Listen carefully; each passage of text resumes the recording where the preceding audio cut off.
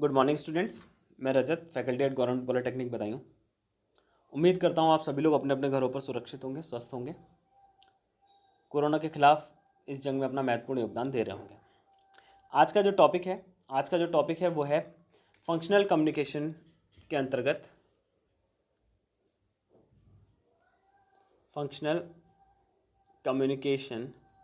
के अंतर्गत आने वाला एक टॉपिक सेल्फ एम्प्लॉयमेंट। ठीक है, क्या कौन सा सब्जेक्ट? फंक्शनल कम्युनिकेशन, जो आरपी, पेंट और एफटी सेकेंड ईयर में है। ठीक है, इसका जो टॉपिक है सेल्फ एम्प्लॉयमेंट या फिर यूँ कहें कि स्वरोजगार। ठीक है, तो स्वरोजगार का जो टॉपिक है वो हमारा आज का टॉपिक है। देखते हैं क्या होता है स्वरोजगार।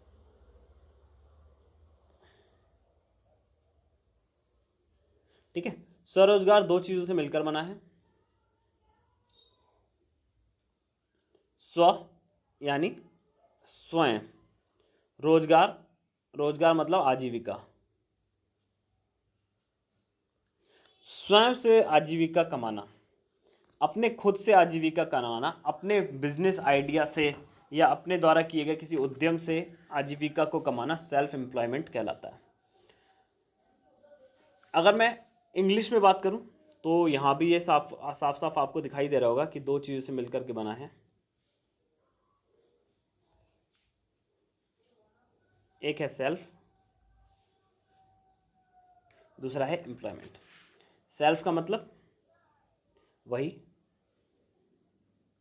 स्वयं, और इसका मतलब क्या होता है भैया? आजीविका, खुद से आजीविका कमाना सेल्फ एम्प्लॉयमेंट कहलाता है। ठीक है, अब इसकी परिभाषा पे आते हैं। बुक की परिभाषा बाद में देखते हैं, पहले आप ध्यान से सुनिए, समझिए। सेल्फ एम्प्लॉयमेंट एक ऐसी अवस्था या क्रिया है जिसमें कोई व्यक्ति, इंडिविजुअल या अकेला व्यक्ति या व्यक्तियों का ग्रुप, कोई भी हो सकता है, कहीं नौकरी स्वीकार ना करके या नौकरी को ना करके खुद का उद्यम, व्यापार करने का प्रयास करते हैं या करते हैं, सेल्फ एम्प्लॉयमेंट कहलाता है। ठीक, दूसरी डेफिनेशन, ऐसे व्यक्ति जो खुद से अपनी आजीविका कमाते हैं तो उनके द्वारा किया गया उद्यम सेल्फ एम्प्लॉयमेंट या स्वरोजगार कहलाता है। ठीक है, तो ये तो थी बेसिक जानकारी स्वरोजगार के बारे में। ठीक है, आगे देखते हैं टेक्निकल टर्म्स क्या होती हैं। सेल्फ एम्प्लॉयमेंट या फिर स्वरोजगार करने के लिए हमें किन किन चीज़ों की आवश्यकता पड़ती है वो देखते हैं पहले।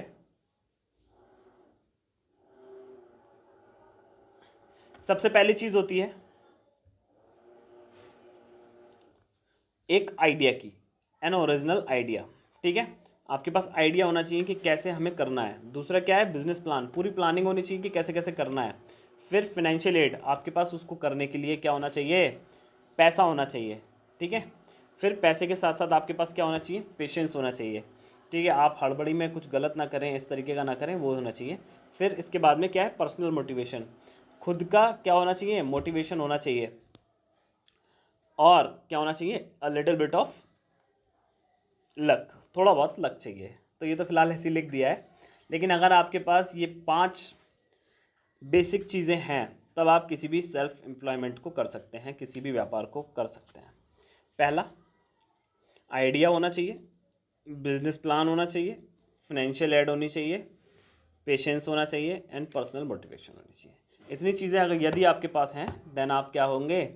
सेल्फ एंटरप्रेन्योर या सेल्फ एम्प्लॉयड बन सकते हैं।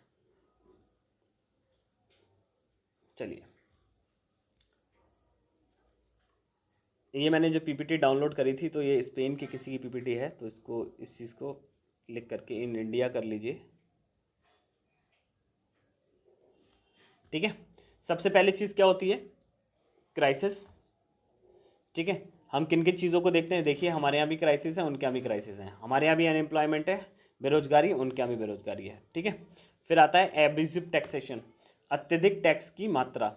ठीक है, इसके अलावा पॉलिटिकल करप्शन। ठीक है, राजनीतिक करप्शन अगर आपके यहाँ है तो भी आपको बिजनेस करने में परेशानी हो सकती है। यानी ये सारी चीज़ें कौन सी लिख रहे हैं, ये सारी चीज़ें वो हैं,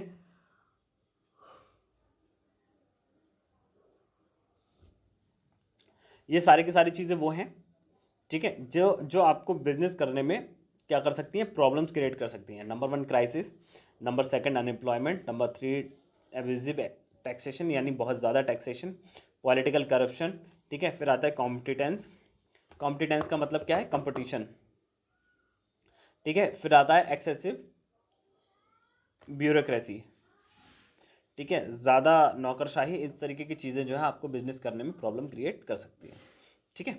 चलिए, advantage and disadvantages of an young entrepreneur. Young entrepreneur या यंग एंटरप्रेन्योर का मतलब आप समझिए, जो स्वरोजगार शुरू करते हैं उनको एंटरप्रेन्योर्स बोलते हैं, ठीक है। जो स्वरोजगार करते हैं उनको एंटरप्रेन्योर बोलते हैं, ठीक है। तो इसमें क्या होता है, सबसे पहले होता है इल्यूजन होप। इल्यूजन होप क्या मतलब, उनको क्या होता है, बहुत ज़्यादा उम्मीदें होती हैं किसी भी चीज़ से। कोई भी यंग व्यापारी होता है, यंग व्यक्ति होता है, तो उसको क्या होता है, बहुत ज़्यादा उम्मीदें लगा देता है वो इल्यूजन, जो कि वहाँ पर उनमें इतनी संभावना नहीं होती, लेकिन फिर भी ज़्यादा होप वो लगा देते हैं, ठीक है। इसके अलावा आता है स्ट्रेंथ स्ट्रेटजी प्रेफरेंस, ठीक है। एनर्जी और स्ट्रेंथ उनके अंदर बहुत ज़्यादा होती है, तो इसमें एडवांटेज और डिसएडवांटेज दोनों ही हैं। तो जो एडवांटेज है वो मैं क्या करता हूँ, एडवांटेज जो है वो ग्रीन कलर से, ब्लू कलर से करता हूँ, और डिसएडवांटेज आपके रेड कलर से। तो पहले रेड कलर से करते हैं। ये क्या है आपका डिसएडवांटेज, ठीक है। ये क्या है आपका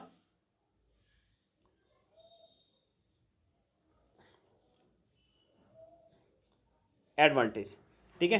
फिर आता है डिफरेंट मेंटेलिटी, ये भी एडवांटेज है, ठीक है। Deep understanding of the internet, दुनियादारी की अच्छी नॉलेज होती है, ठीक है। इसके अलावा मोर कैपेसिटी ऑफ लर्निंग, ये सारे एडवांटेजेस हैं। फिर लेकिन एक फिर डिसएडवांटेज आ गया यहाँ पे, lack of experience.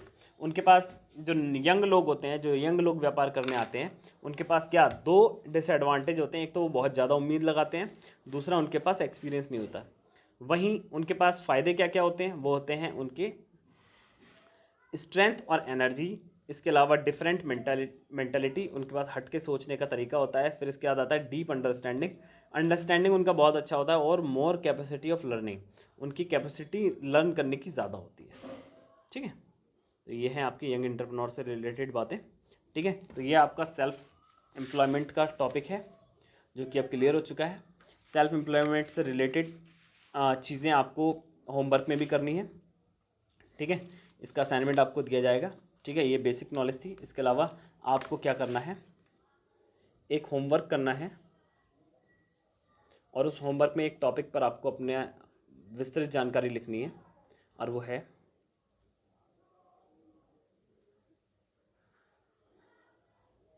Self employment opportunity available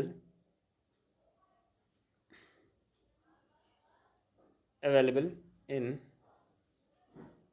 India. इस टॉपिक पे आपको लिखना है, ठीक है। 1 पेज, 2 पेज, 3 पेज आप लिखने की कोशिश करिए। इंटरनेट से ढूंढिए, विकीपीडिया से ढूंढिए, कहीं से भी ढूंढिए, लेकिन इस टॉपिक पर जब आप लिखेंगे तो आपको स्वरोजगार के बारे में और बहुत अच्छे से नॉलेज हो जाएगी, ठीक है। मिलते हैं नेक्स्ट किसी लेक्चर में। तब तक के लिए आप अपने घरों पर रहिए, सुरक्षित रहिए, सरकार द्वारा दिए गए सभी निर्देशों का पालन करिए, और देश की कोरोना के खिलाफ इस महान जंग में अपना महत्वपूर्ण योगदान दीजिए। मिलते हैं नेक्स्ट किसी लेक्चर में, तब तक के लिए धन्यवाद।